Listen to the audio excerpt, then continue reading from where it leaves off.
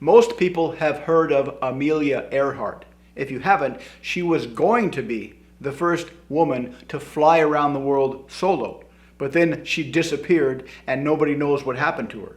They don't know specifically what happened to her, but they have a pretty good idea. If you're going to fly around the world in a small plane, you're going to need to stop and refuel periodically. And if you're flying across the ocean, this isn't so easy. Because in the ocean, you can only stop at small islands. And before GPS, this can be potentially dangerous. Because you have to know that 6 hours from now, I'm going to land at a small island and I'm going to get more gas at the small island. Which means you need to be able to go in the perfectly exact direction towards that island. Which means if you're flying with nothing but a compass, a map, and a clock, you have to steer your plane in the exact compass direction for 6 hours. And if you veer off just a little bit, after 6 hours, you might miss the island by a little bit. But that little bit might be 10, 20 miles, which is greater than visibility over the ocean. Which means you might run out of gas, expect to see an island, and not see anything but ocean. And then you run out of gas, you crash, and you die. So that's what they think happened to Amelia Earhart. The same thing happens during sales and persuasion conversations. Let's say you're a salesperson.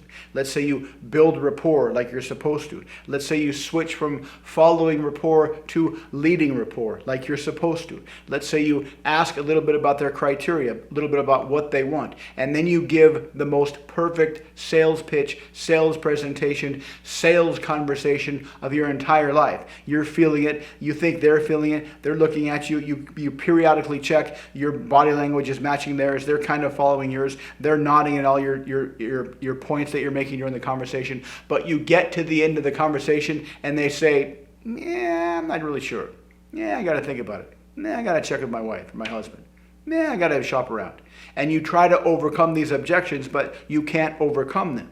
What happened? You gave the perfect presentation. You gave the perfect sales pitch. You hit all the features and benefits that matched their desires. What happened? We'll consider this to be similar to the Amelia Earhart effect.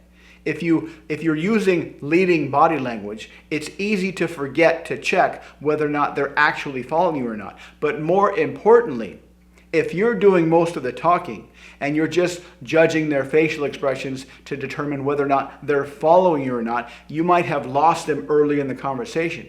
You might have said something that didn't quite resonate with them. And so they're just kind of patiently being polite. And the longer the conversation goes, the more you drift apart. So when you get to the close, just like Amelia Earhart, you're way far off from your target, too far to be gapped by overcoming objections. So how do you overcome this? How do you overcome the Amelia Earhart effect if you talk until you're so far apart you can't overcome their closing objections? Well, the first answer is to stop trying to use leading body language rapport. I know that everybody is taught to first start with following rapport and then switch to leading rapport, and the idea being that you can lead them to the sale. But if you're assuming they're going to be following you and all you have to go on is their body language, they might be branched off from you and they're just being polite and you won't know it.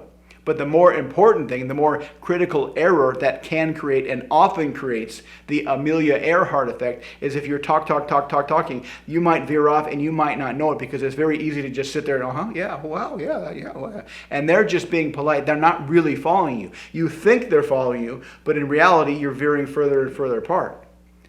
So when you get to the close, their objections are not really honest objections. They're not really a truthful representation of what's going on inside their brain. They just are not feeling it. They don't really want to talk about why they're not feeling it, and they just want to end the conversation. So those objections are just like, yeah, I'm not feeling it. Stop talking. I got to go.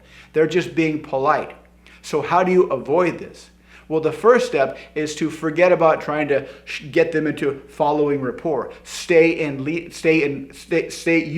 following rapport. They stay in leading rapport without knowing that they're doing that, because that is completely under your control. If you're trying to lead the rapport with your body language, they might follow, they might not, and that's not under your control. But if you follow their body language, that is completely under your control, which means you won't veer off. You'll be close to them the whole time. But more importantly, is don't do most of the talking. If you do most of the talking, you risk veering off course. But if you let them do most of the talking, you will be with them the whole time. So how do you let them do most of the talking? You lead the conversation by asking questions.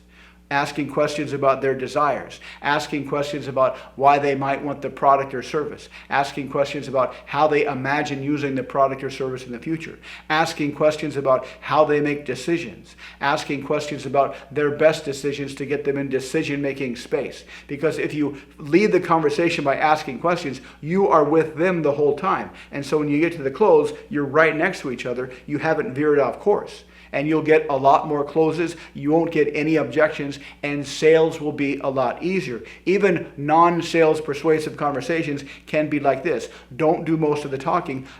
Ask questions, lead the conversation by asking questions, and no matter where the conversation goes, you'll be right there with them. So at the end, whatever you want to do, get a sale, get a number, persuade them of your idea, you'll be right there with them, and the close will be inevitable. If you want to learn more, check out the links below. Please like, subscribe, and comment. Thanks for watching, and I'll see you next time.